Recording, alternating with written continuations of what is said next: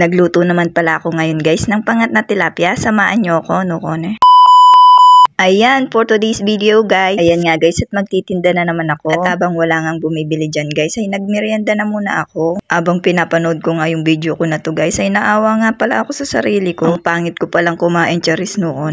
Ayan, fast forward nga guys, at hanggang sa makauwi na nga kami sa bahay. Pagka-uwi nga sa bahay guys, ay nagpahinga na muna ako. Sumakit kasi guys ang likod ng tindera nyo. Ay iba na talaga guys, kapag tumatanda ka na, ang dami mo nang nararamdaman na sumasakit sa katawan noon.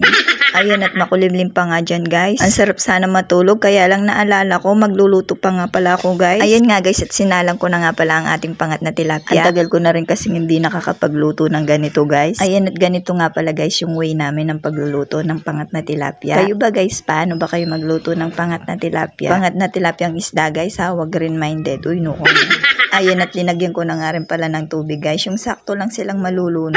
Lalo na guys kung konti lang yung sampalok mo. Dapat nga pala guys ay tansyado natin yung tubig. Nakadepende kasi yan sa sampalok na ilalagay natin kung gaano karami ba. At pagkatapos ko nga ilagay yung mga sangkap guys ay papakuluin ko na muna ito. A few hours later.